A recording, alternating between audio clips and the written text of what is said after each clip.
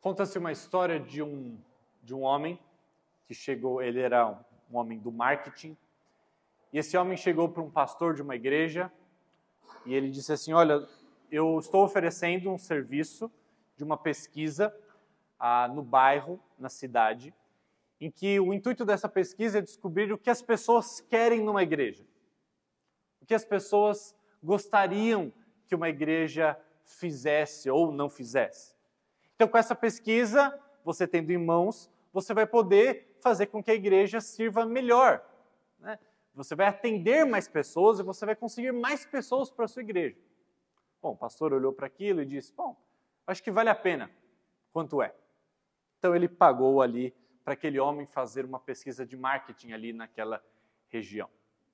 E aí, então, feito a pesquisa, muitas pessoas falaram muitas coisas, mas uma coisa foi repetida por quase todas as pessoas entrevistadas. E as pessoas quase que unanimemente disseram: queremos uma igreja que nunca nos peça nada. Queremos uma igreja que não faça qualquer exigência, que nunca nos chame a atenção e muito menos nos chame a qualquer tipo de compromisso. Ou que nos faça sentirmos responsáveis por servir. Nós não queremos uma igreja assim. Eles disseram essencialmente: nós queremos uma igreja que nunca nos peça para fazer nada. Ótimo. O pastor, então, diante daquilo, começou a estruturar a sua igreja para que jamais pedisse nada para ninguém. Uma mentalidade consumista absolutamente foi, então, instaurada naquela igreja. E isso vai ao encontro da maneira como a nossa época, como o nosso século tem enxergado as coisas. Nós não estamos interessados em ser convidados a servir. Nós não estamos interessados em ser convidados para ministrar. Queremos ser ministrados. Queremos pessoas para nos servirem. E essa tem sido, infelizmente, a realidade de muitas igrejas. Não adianta a gente olhar para fora e falar: esse individualismo, esse secularismo, esse consumismo presente no mundo aí fora. Não. Isso está dentro dessas quatro paredes.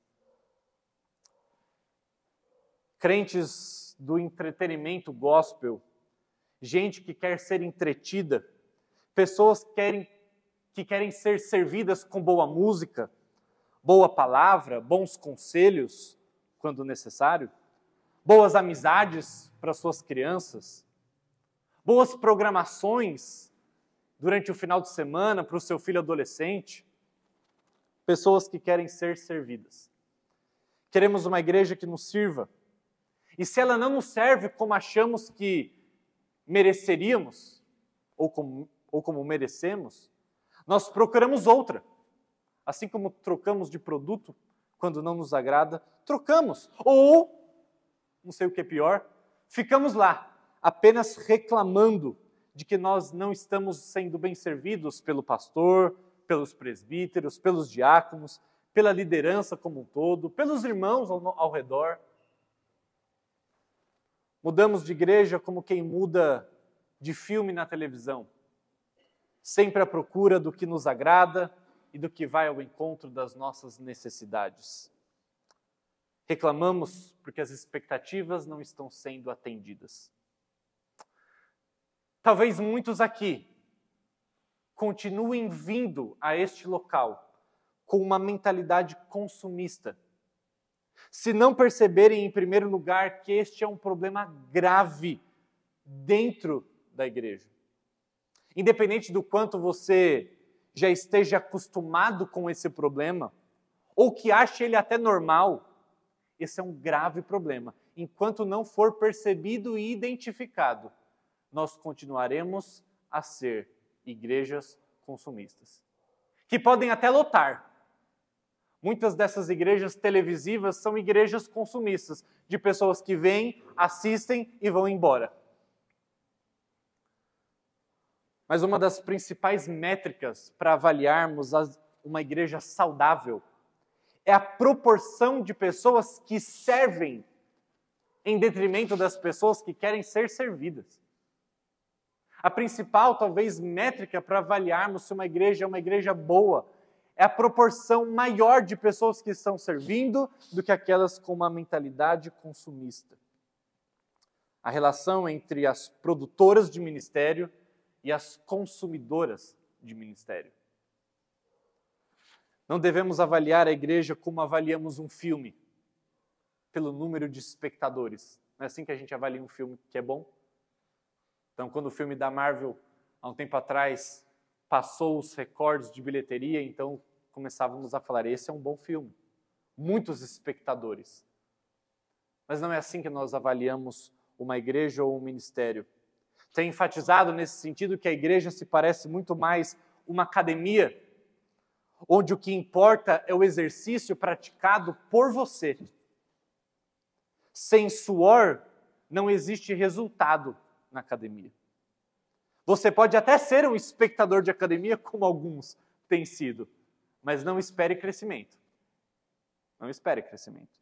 Da mesma forma, você pode ser um espectador, um consumidor de igreja, mas da mesma forma, não espere crescimento. Essa mentalidade consumista é uma colisão frontal com aquilo que Jesus disse, eu vim para servir e não para ser servido. Na verdade, toda a Bíblia é contrária a essa mentalidade. E hoje nós vamos olhar uma passagem que nos fala e que nos deixa claro essa oposição da Bíblia em relação a essa mentalidade consumista. Na verdade, hoje nós começamos uma série de mensagens sobre esse tema. Não necessariamente sobre o consumismo da igreja, mas sobre o nosso serviço e como nós devemos desempenhar esse serviço para que tenhamos uma igreja mais saudável. Abra sua Bíblia, portanto, em Efésios capítulo 4. Efésios capítulo 4.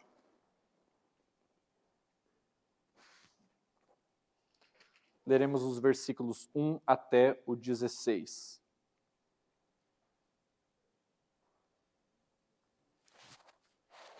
Efésios capítulo 4, versículo 1 até o 16. A palavra de Deus diz assim: Portanto, como prisioneiro no Senhor, suplico-lhes que vivam de modo digno do chamado que receberam. Sejam sempre humildes e amáveis, tolerando pacientemente uns aos outros em amor. Façam todo o possível para se manterem unidos no Espírito, ligados pelo vínculo da paz. Pois há um só corpo e um só Espírito, assim como vocês foram chamados para uma só esperança. Há um só Senhor, uma só fé, um só batismo, um só Deus e Pai de tudo, o qual está sobre todos e em todos e vive por meio de todos. A cada um de nós, porém, Ele concedeu uma dádiva, por meio da generosidade de Cristo. Por isso as Escrituras dizem, quando Ele subiu às alturas, levou muitos prisioneiros e concedeu dádivas ao povo. Notem que Ele diz subiu. Por certo, isso significa que Cristo também desceu ao mundo inferior. E aquele que desceu é o mesmo que subiu acima de todos os céus, a fim de encher consigo mesmo todas as coisas. Ele designou alguns para apóstolos, outros para profetas, outros para evangelistas, outros para pastores e mestres. Eles são responsáveis por preparar o povo santo para realizar a sua obra e edificar o corpo de Cristo, até que todos alcancemos a unidade que a fé e o conhecimento do Filho de Deus produzem e amadureçamos, chegando à completa medida da estatura de Cristo. Então não seremos mais imaturos como crianças, nem levados de um lado para outro, empurrados por qualquer vento de novos ensinamentos. E também não seremos influenciados quando nos tentarem enganar com mentiras astutas. Em vez disso, falaremos a verdade em amor, tornando-os em todos os aspectos cada vez mais parecidos com Cristo, que é a cabeça. Ele faz que todo o corpo se encaixe perfeitamente, e cada parte, ao cumprir sua função específica, ajuda as demais a crescer, para que todo o corpo se desenvolva e seja saudável em amor. Paulo, nesse texto, acho que ficou claro que ele é absolutamente contra a mentalidade de consumidor. O que Paulo está dizendo aqui em Efésios capítulo 4 é que a igreja é um corpo em que todos os membros desse corpo trabalham. Que todos os membros desse corpo têm uma função e não apenas podem ficar assistindo os outros membros do corpo trabalharem. O corpo, é claro, ele tem partes. E essas partes não estão apenas ligadas uma à outra, mas elas estão interligadas. Eu tenho certeza que eu vou acordar pela manhã, e você também, e saber que todos os membros do meu corpo continuarão ligados, interligados. Cada membro do meu corpo não tem a opção de seguir em frente, tomar uma outra decisão ou ficar apenas parado. Paulo começa a falar sobre a igreja como um corpo e que cada membro desse corpo tem uma responsabilidade. Cada cristão, dentro do corpo de Cristo, tem um ministério. Ele fala sobre dons espirituais nesse texto. E como o corpo de Cristo é composto por pessoas com esses dons dados pelo Espírito. Paulo explica que o fato de sermos um corpo, e não apenas uma agregação de pessoas, significa que há então unidade na diversidade, mas também há diversidade em meio à unidade. Dê uma olhada, vamos ler os primeiros 6 versículos novamente, para refrescar aí a nossa memória. Portanto, como prisioneiro do Senhor, suplico-lhes que vivam de modo digno do chamado que receberam. Sejam sempre humildes e amáveis, tolerando pacientemente uns aos outros em amor. Façam todo o possível para se manterem unidos no Espírito, ligados pelo vínculo da paz. Pois há um só corpo e um só Espírito, assim como vocês foram chamados para uma só esperança. Há um só Senhor, uma só fé, um só batismo, um só Deus e Pai de tudo, qual está sobre todos, em todos e vive por meio de todos. Paulo deixa muito claro aqui a sua ênfase na unidade, mas ao mesmo tempo na diversidade. Nesses primeiros 6 versículos, ele está enfatizando de que todos nós fazemos parte de um só corpo. Nós somos um. Ele está enfatizando a unidade. Somos diferentes, é claro, extremamente diversos em muitos dos aspectos, mas ainda assim somos um. E ele enfatiza isso de 2 maneiras. Em primeiro lugar, ele diz que devemos manter a unidade da igreja no vínculo da paz. Ele diz, faça todo o esforço para manterem, presta atenção nessa palavra, manterem a unidade. Ele não diz para encontrá-la, ele não diz para criar a unidade, ele não diz para ganhar a unidade, ele não diz nada disso. Ele diz, nós já temos, precisamos mantê-la. Portanto, a razão pela qual ele diz isso é porque está comparando a igreja a um corpo físico. E você pode sentar e pensar por horas a fio sobre o tanto que essa metáfora do corpo, se referindo à igreja, tem a nos ensinar.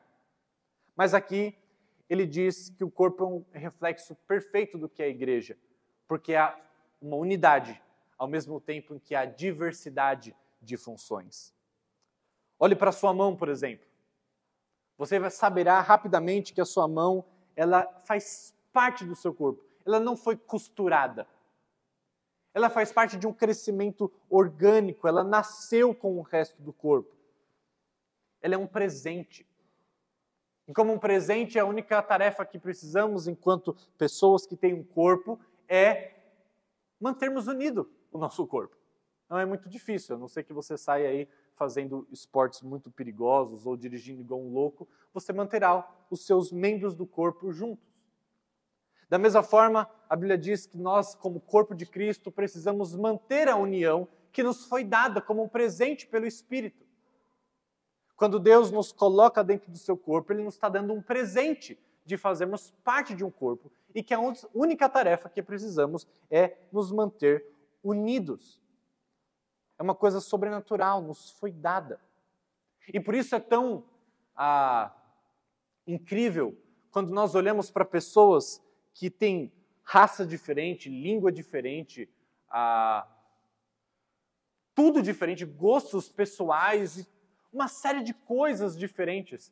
Mas quando nós compartilhamos Cristo, quando nós compartilhamos esse mesmo elemento em que nós giramos a nossa vida ao redor, então parece que há mais em comum com elas, pessoas com histórias de vida e línguas e etnia totalmente diferentes, parece que há mais em comum do que pessoas que nasceram do meu lado, na mesma casa, com a mesma cor, com a mesma raça. A unidade do corpo é algo que é apenas mantido, é um presente. E Paulo diz que há um corpo, uma esperança, um chamado, um espírito, um batismo. Ele está dizendo que a nossa experiência de conversão, ela cria uma unidade que nós temos que manter, porque nós jamais poderíamos fabricar. Portanto, com toda essa diversidade, há unidade, mas isso não é tudo. O conceito do corpo também ensina, como eu havia dito, que dentro de toda a unidade existe uma enorme diversidade. Os dons espirituais significam que cada um de nós tem uma capacidade ministerial específica, na qual representa a capacidade ministerial do próprio Cristo. Sabe por que o texto diz que Cristo é a cabeça e todos nós somos membros do seu corpo? Que cada membro temos uma função, porque no final das contas esse corpo é o corpo de Cristo. E na somatória de todas as nossas habilidades espirituais, os nossos dons espirituais, nós completamos aquilo que é a habilidade ministerial do próprio Cristo. No versículo 16 ele diz, ele faz todo o corpo se encaixar perfeitamente. E cada parte, quando cumpre a sua função específica, ajuda as demais a crescer, para que todo o corpo se desenvolva e seja saudável em amor. Quando você pensa no seu corpo, você percebe que você está dentro dele no final das contas. Sua vida está em cada parte do seu corpo. Você não corta um dedo e diz, tranquilo, não fui eu mesmo, eu não sou esse dedo. Não, você sente fisicamente que aquele dedo é parte de quem você é. Onde você está? Você está em cada parte de você. Você não pode se deixar ao luxo de perder alguma parte, porque toda parte é relevante no seu corpo. O conceito de corpo significa que os poderes e habilidades ministeriais de Jesus, então, foram divididos e residem em diferentes partes do corpo que somos nós, a igreja. Assim como as suas diferentes capacidades residem em diferentes partes do seu corpo, assim funciona no corpo de Cristo. Em outras palavras, o seu cérebro, por mais maravilhoso que ele seja, ele jamais poderá amarrar o seu cadarço. Por mais incrível que ele seja, ele não consegue desempenhar todas as funções necessárias para um organismo. Então suas habilidades estão espalhadas. As habilidades de Cristo estão espalhadas por toda a igreja. E essa é a razão pela qual podemos dizer que um mosaico, já viu um mosaico? Onde aquelas várias pecinhas de diferentes formatos, quando elas colocadas juntas, elas formam uma bela de uma imagem. Cada pecinha daquela, por si só, ela não tem sentido. Ela não tem uma função específica. Mas na somatória de todas aquelas pecinhas, com as suas cores, no seu lugar, com seus formatos, elas formam uma imagem. Quando você junta todos os pedaços, você tem uma bela imagem de Cristo. Se você tirar qualquer um deles isolado, essas pecinhas se tornam incompreensíveis. São como peças de um quebra-cabeça.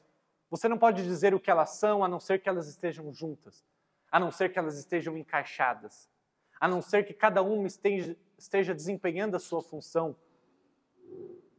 Portanto, quando vocês estão juntos, vocês realmente têm um poder tremendo, um poder do próprio Cristo. Há alguns versículos fascinantes sobre esse aspecto na Bíblia. Um deles lá em Atos, o médico Lucas, ele escreveu o Evangelho de Lucas e ele escreveu Atos. Tá? E aí lá em Atos ele diz que, para Teófilo, alguém que ele está escrevendo essa carta, e ele diz, Teófilo, você se lembra que na minha última narrativa, ou seja, o Evangelho de Lucas, eu lhe contei todas as coisas que Jesus começou a fazer e a ensinar. O que nos deixa claro que o segundo volume do seu livro, Atos, é sobre o que Jesus continuou a fazer e ensinar depois de ter assunto aos céus, por meio dos seus discípulos. Ou seja, Jesus continua atuando e agindo por meio do seu corpo, por meio daqueles a quem ele chama de membros do seu corpo. Em Efésios 2, agora, versículo 17, Paulo diz para as pessoas a quem ele está escrevendo, lá da Ásia, ele diz o seguinte, Cristo veio e vos pregou paz, e é por isso que vocês os conhecem. Mas sabe qual é o problema? Jesus nunca tinha ido para aquela região.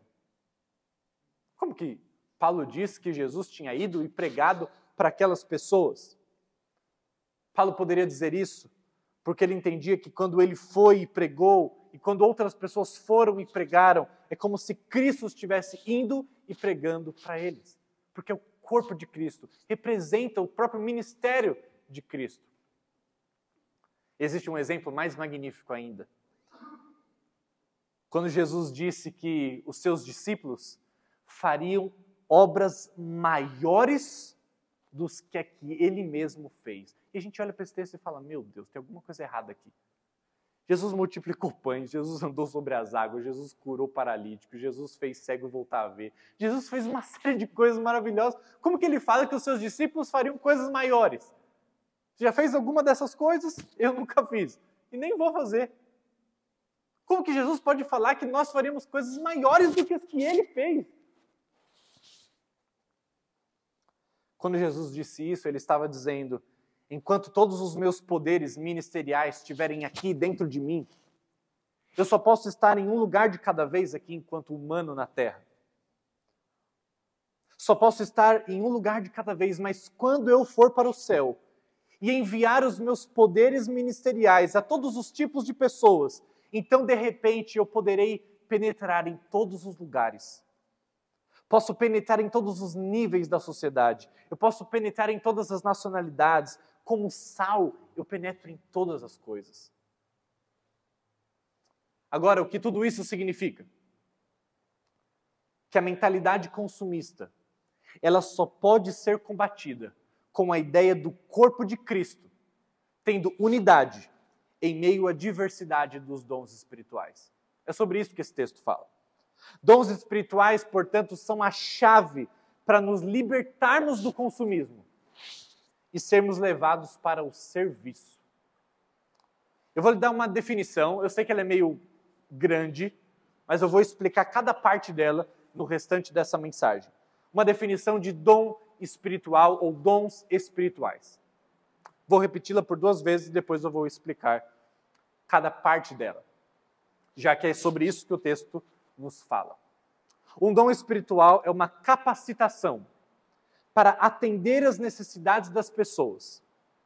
É dado pelo Espírito, com base na graça pura e gratuita de Deus, de tal forma que as pessoas são colocadas mais debaixo do senhorio de Jesus Cristo.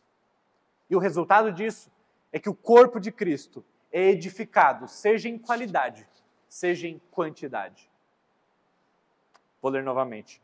Um dom espiritual é uma capacitação para atender às necessidades das pessoas, que é dado pelo Espírito Santo com base na graça gratuita de Deus, de tal forma que as pessoas são colocadas para debaixo, cada vez mais, do senhorio de Jesus, com o resultado de que o corpo de Cristo é edificado em quantidade e em qualidade. Primeiro, um dom espiritual é uma capacitação. Isso significa que dom espiritual é aquilo que nós fazemos. Lá em 1 Coríntios capítulo 12, lemos que os dons espirituais são manifestações. O que são manifestações? É algo visível. Posso estar com raiva, mas se eu não manifestar isso, você não sabe que eu estou com raiva. Se eu te der um soco no nariz, então isso é uma manifestação do que estava em meu coração. Dom espiritual, portanto, é uma manifestação, uma realização de algo interior, algo que nos foi dado. Um dom espiritual não é o que você vê. Dom espiritual não é o que você é. Dom espiritual é o que você faz. Não se trata de algo interno, mas sim uma habilidade, algo visível, que atende às necessidades das pessoas. Ou como a Bíblia diz lá em 1 Coríntios 12, que edifica as pessoas. É para isso que Deus deu dons espirituais, para que nós manifestemos por meio do serviço, enquanto nós suprimos as necessidades dos outros. Os dons espirituais não foram dados para o nosso próprio serviço, não para que nós sejamos edificados por nós mesmos. Não foi para isso que os dons foram dados, e sim para que nós sirvamos aos outros. Uma maneira de pensar na igreja é um templo vivo. Todo ser humano que é um cristão, ele é incorporado no templo e encontra o seu lugar ali enquanto ele é cimentado. Ser edificado, então, significa alcançar o seu potencial. Ser edificado é ser aproximado de Cristo. É dado pelo Espírito com base na graça gratuita de Deus. Ou seja, nós não fazemos nada para merecer os dons que nós temos. Mas por conta do sacrifício de Cristo, cada dom que nos é dado de maneira gratuita, sem os nossos méritos. E a capacidade de falar ou de agir de uma maneira específica é apenas um dom espiritual. Olha que interessante. Eu posso falar uma série de coisas, mas se Deus não agir por meio de tudo aquilo que eu falei, então isso não é um dom espiritual. Pessoas com a mesma capacidade que outra para comunicar bem, se Deus não usar aquilo, isso não é um dom espiritual. Não tem a ver com meras capacidades. Algumas habilidades ou talentos naturais que Deus deu, Ele não usa necessariamente ou com essa finalidade da edificação. O que constitui o dom, então, não é meramente a ação, mas como Deus, ou a maneira como Deus abençoa aquela ação para a edificação do seu corpo. Agora sim, estamos falando de um dom espiritual. O que torna, portanto, uma habilidade em um dom é que Deus usa você. Às vezes, suas habilidades, elas podem até parecer abaixo do padrão, do que é comum, do que é esperado. Um talento não é a mesma coisa que um dom. Um talento é a maneira que Deus usa para enriquecer as pessoas no nível da criação. Deus usa os nossos talentos, as nossas habilidades, para enriquecer a experiência humana, a vida. É claro que Deus usa. Deus criou o mundo, o pecado manchou, e Deus impede que o mundo não seja tão pior do que ele é por meio das ações dos seres humanos, as ações boas. Mas isso não é um dom espiritual. Dom espiritual é quando Deus usa habilidades específicas que Deus dá ao seu povo para edificação, para colocar pessoas debaixo ainda mais do senhorio de Jesus Cristo.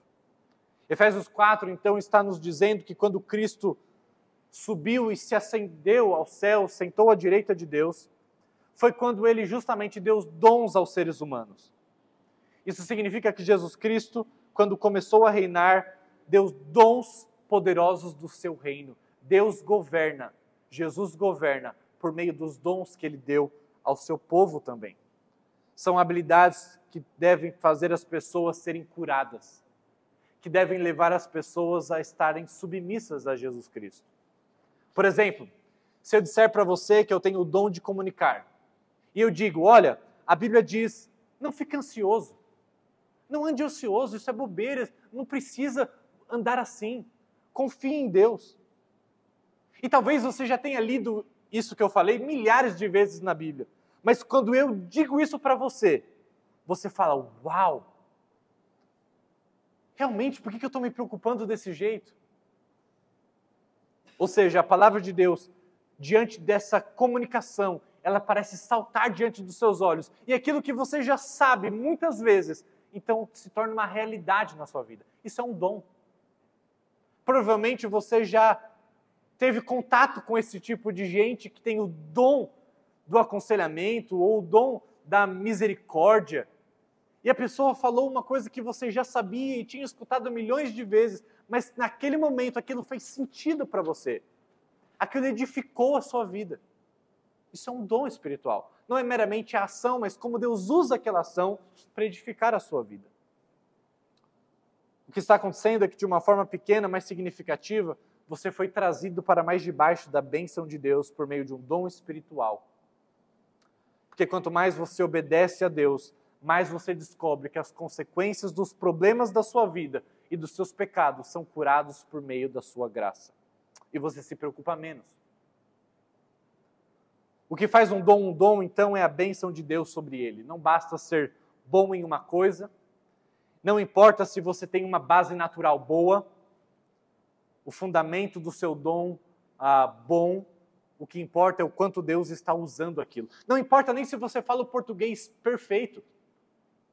Pessoas que têm um dom da fala, de aconselhar, de ministrar sobre a vida das pessoas, podem falar um português todo errado e isso não atrapalhará aquilo que Deus fará por meio da sua comunicação. Se você tem o dom de ensinar, não importa se você sabe se planejar, não importa se seus gestos estão corretos, não importa se você fala claramente ou não, as pessoas aprendem. As pessoas são encorajadas.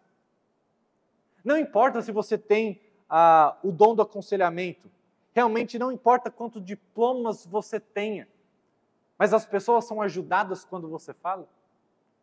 É assim que verificamos um dom.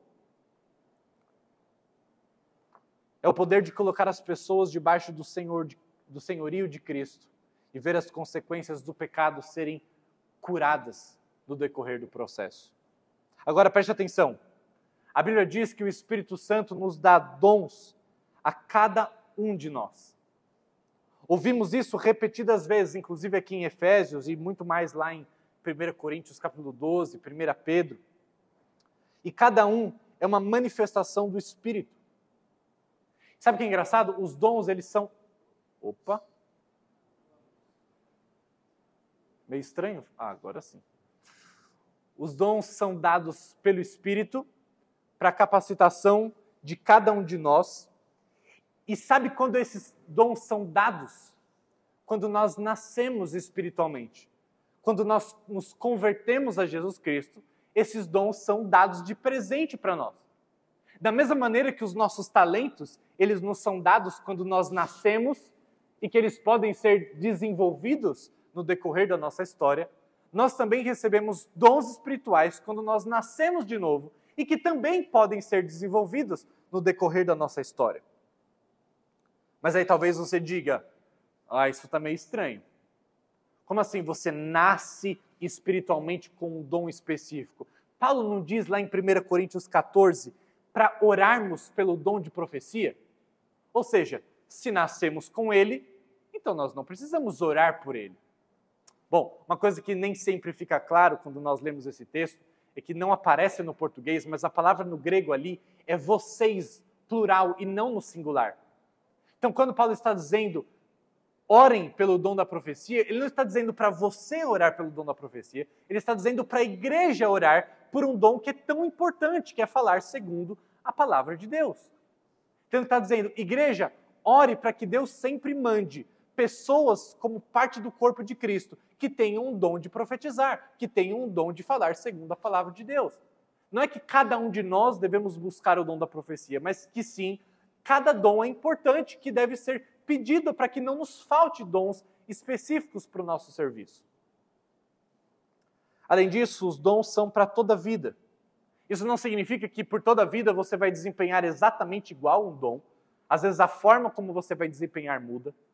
Às vezes um dom ele pode ficar um pouco mais apagado ou mais evidente em certos momentos da sua vida. E isso acontece com alguma frequência, mas o ponto é que Deus nos capacitou com qualidades permanentes para o serviço do seu corpo. Outra diversidade ainda é vista no fato de que 1 Coríntios 12 diz que há muitos dons, mas só um Senhor. Há muitos ministérios, mas só um Espírito e um só Deus. Ou seja, você pode ter um dom do encorajamento, por exemplo, você pode ter um dom da exortação, mas isso não lhe diz qual vai ser o seu ministério. Eu posso ter o dom da profecia, mas isso não diz exatamente o que eu vou fazer. Porque o texto diz que são vários os ministérios. O que é o ministério? É a maneira como eu vou aplicar aquele dom a diferentes tipos de pessoas, em diferentes situações. A maneira como eu vou exercer, administrar aquela capacidade especial que Deus me deu. Talvez eu possa usar o dom de encorajamento como um conselheiro, mas eu posso usá-lo como um líder de PG, ou eu posso descobrir que o dom de encorajamento me ajuda a liderar o ministério para mães solteiras, Ou talvez você chegue para mim e diga, olha pastor, eu tenho o dom de encorajamento e eu acho que eu sou muito bom quando eu encorajo pessoas que são novas convertidas. Então sempre que tiver alguém novo convertido na igreja, pastor, me fala porque eu acho que eu faço muito bem esse papel. Ou seja, você tem o mesmo dom, mas você pode servir em várias áreas específicas de acordo com aquilo que Deus está te dando. Outro exemplo é que algumas pessoas têm um grande dom de ensino, mas talvez não sejam muito boas a trabalhar com o ensino de crianças, mas são muito boas em ensinar adultos e vice-versa. Pessoas com o mesmo dom podem ter especificidades ministeriais diferentes. O mesmo dom, mas muitos ministérios. E precisamos, meus irmãos, de todos os dons. Não existem dons que são supérfluos ou menos importantes. Da mesma maneira que precisamos de todos os ministérios, ou seja, de todas as formas de aplicarmos esses dons na vida prática. Cada pessoa aqui é tão única quanto a nossa digital. Isso significa que existem algumas pessoas no mundo que só você pode alcançar. Existem algumas mãos que só você pode segurar. Alguns de vocês são homens, outros de vocês são mulheres. Alguns são mais jovens, outros mais velhos.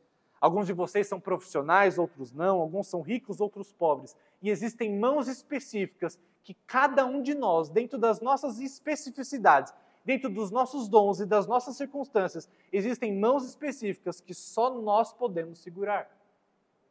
É esse o sentido de quando Paulo diz que Deus preparou de antemão boas obras para que nós andássemos nelas. Você não vê que existem pessoas que somente você pode alcançar?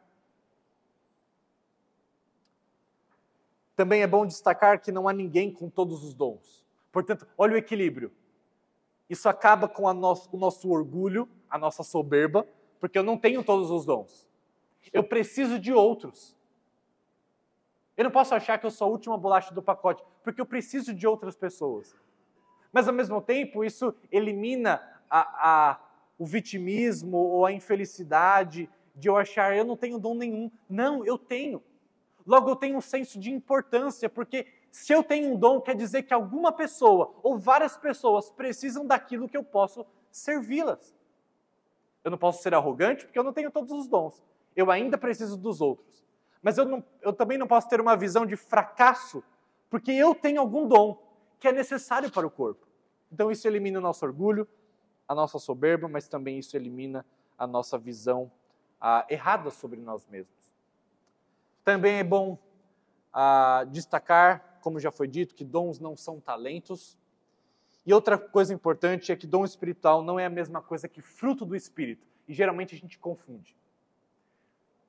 Fruto do Espírito é aquilo que nós somos.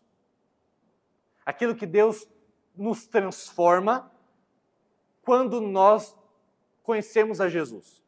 E todos nós temos os chamados gomos do Espírito. Todos nós. Não é uma opção. Não quer dizer que se tem uns e não outros. Todos nós temos. Nós amadurecemos, sim. Mas todos nós, quando conhecemos a Jesus, quando nós somos nascidos de novo, nós temos todo o fruto do Espírito.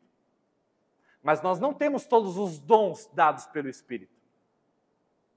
Da mesma maneira como nós podemos desenvolver o fruto do Espírito que nos foi dado, também nós podemos desenvolver os dons espirituais que Deus deu para o serviço. Logo entenda, dom espiritual é aquilo que a gente faz. Fruto do Espírito, amor, mansidão, benignidade, bondade, domínio próprio, tudo isso é aquilo que nós somos. Portanto, não é possível que nós tenhamos todos os dons, mas é impossível que nós não tenhamos todo o fruto do Espírito. Percebeu a diferença? Não dá para ter todos os dons do Espírito, mas é impossível não termos todo o fruto do Espírito.